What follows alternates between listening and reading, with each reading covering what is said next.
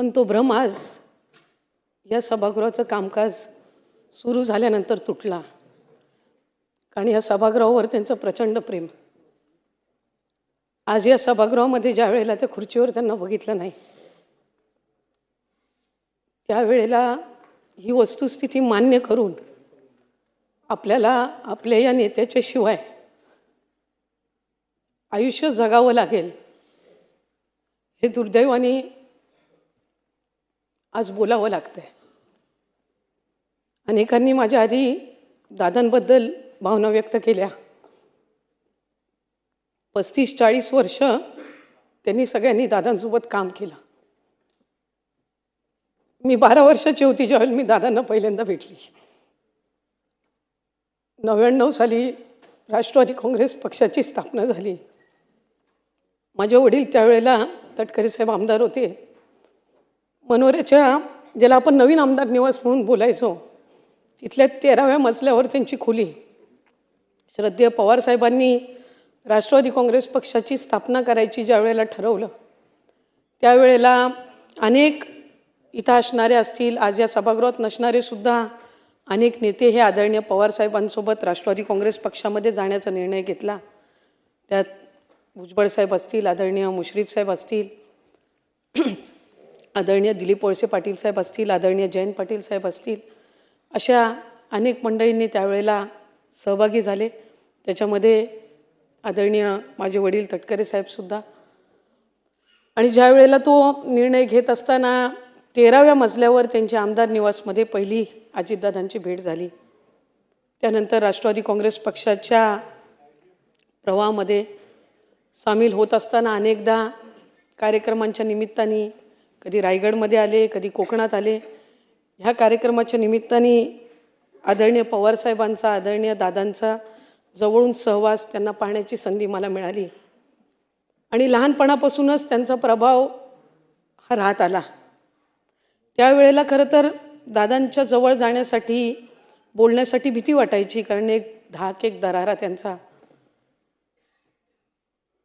2012 साली ज्या वेळेला राष्ट्रवादी युवती काँग्रेस संघटनेची स्थापना आदरणीय दादांच्या आणि सुप्रियाताईंच्या मार्गदर्शनाखाली झाली, ज्याचा उल्लेख अनेकांनी माझ्या आधी या ठिकाणी केला की वेळेचं किती महत्त्व त्यांच्या आयुष्यामध्ये होतं.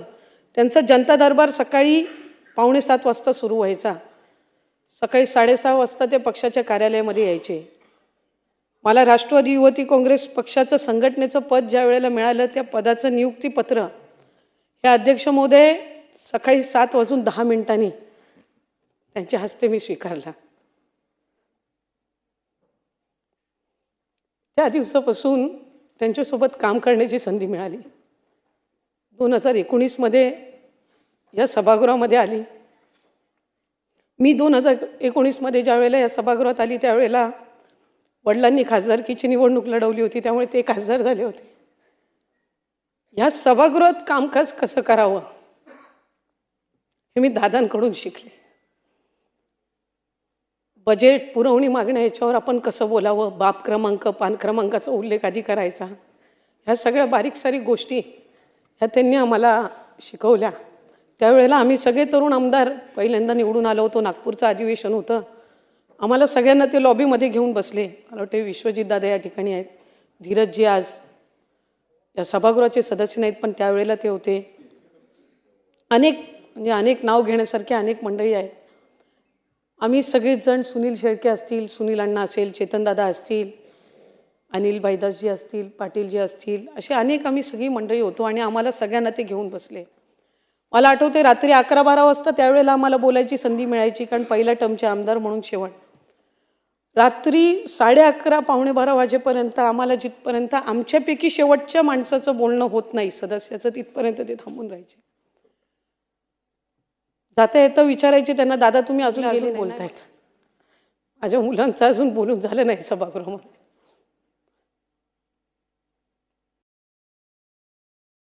दर मंगळवारी आम्हाला भेटायचे.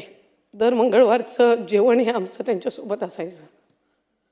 आणि इतका दांडगा संपर्क, इतकं मार्गदर्शन, इतक्या बारीक सारीक गोष्टीवर त्यांचं लक्ष असायचं. आणि आज ती व्यक्ती आमच्यामध्ये नाही. खरं तर व्यक्ती गमावल्याचं दुःख हे मोठं असतं, पण त्याच्यापेक्षा अधिक दुःख हे असतं की ती व्यक्ती आपल्याला परत कधीच पाहायला मिळणार नाही, त्याचा आवाज आपल्याला कधी ऐकायला येणार नाही. ही भावना ही मनाला दुःख आणि वेदना देणारी असते. आमच्यासाठी आमचा आधारस्तंभ हरपला, कारण त्यांच्या नेतृत्वाखाली आम्ही काम करत होतो.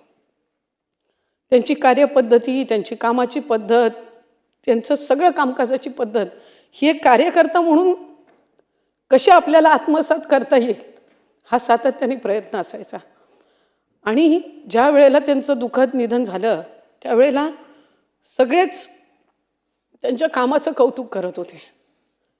एक कार्यकर्ता म्हणून वाटायचं की हयातीत जे आम्हाला ऐकायचं होतं त्यांच्याबद्दल की त्यांनी काय केलं या राज्यासाठी, काय केलं या महाराष्ट्रासाठी, ते दुर्दैवाने ते नसताना इतकं ऐकायला मिळतंय की ती कणभर जरी प्रशंसा त्या माणसाच्या हयात असताना झाली असती तर कदाचित आणखीन एक काम करण्याची एक प्रेरणा, प्रोत्साहन त्या निमित्ताने त्यांना मिळालं असतं. कारण ह्या राज्याची सेवा करणं ही त्यांची इच्छापेक्षा त्यांची सवय जास्ती झालेली होती आणि त्या सवयीनुसार ते पहाटेपासून काम करायचे.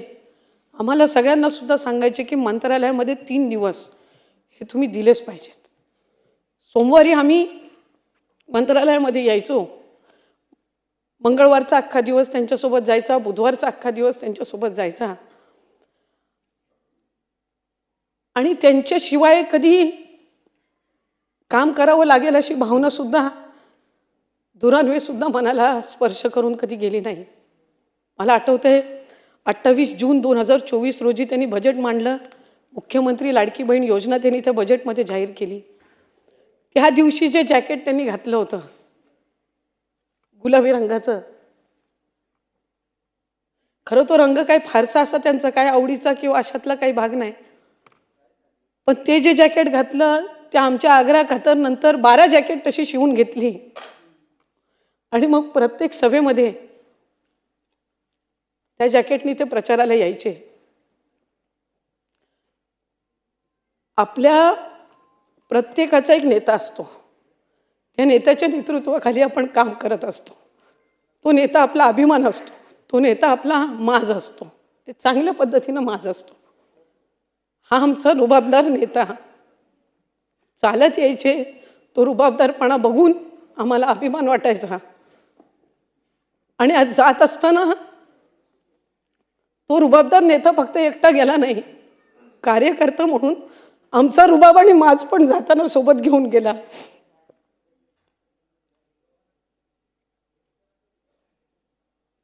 आज सुनेत्रा काकींच्या रूपाने आम्ही त्यांना पाहण्याचा प्रयत्न करतो. त्यांची जागा ही कधी कोणी भरून काढू शकणार नाही, कारण जराशे जरी रागवले ओरडले तरी माहिती असायचं की हे वडील जसे आपले ओरडतात, चांगलं काम करण्यासाठी आपल्याला सूचना देतात त्या पद्धतीनं आहे. पण अनेकांनी त्याचा उल्लेख केला की ते थोडं ओरडून बोलले म्हणजे आपलं काम झालं किंवा आपल्याला आणखीन चांगल्या पद्धतीनं काम करण्याच्यासाठीच ते त्या ठिकाणी आपल्याला बोलतात. म्हणून मला वाटत नाही कधी कोणाला त्या गोष्टीबद्दल कधी वाईट वाटलं असेल. उलट आम्हाला आनंदच वाटायचा की बोलले म्हणजे मी जवळची आहे, बोललो म्हणजे मी जवळचा आहे, अशा पद्धतीच्याच भावना ह्या आमच्या सगळ्यांमध्ये असायच्या. त्यांच्यावर इतका आमच्या सगळ्यांचा विश्वास होता की लोकसभेचा पराभव झाला तरी आमच्यातलं कोण सुटलं नाही कधी. ठीक आहे, एका निवडणुकीमध्ये पराभव होत असतो, पण तितक्याच ताकदीने आम्ही सगळेजण पुन्हा उभे राहिलो, कारण त्या नेतृत्वावर, त्या व्यक्तीवर आमचा विश्वास होता. आजही आम्हाला विश्वास आहे की ते जिथे कुठे असतील त्यांचं बारकाईनं आमच्या सगळ्यांवर लक्ष आहे. त्यांची आमच्याकडनं हीच अपेक्षा असणार आहे की आपण सगळ्यांनी आपापल्या मतदारसंघामध्ये काम करावं. या सभागृहामध्ये अनेकदा त्यांनी उल्लेख केला की आपण इथं एकटे उभे नसतो, आपण 3.5-4 लाख 5 लाख लोकांचं प्रतिनिधित्व इथं करत असतो आणि ते प्रतिनिधित्व करत असताना आपण एक लोकप्रतिनिधी म्हणून जबाबदारीने वागलं पाहिजे. त्यामुळे आमच्या सगळ्यांकडनंही त्यांच्या त्याच अपेक्षा असणार, ह्याबद्दल काही दुमत नाही.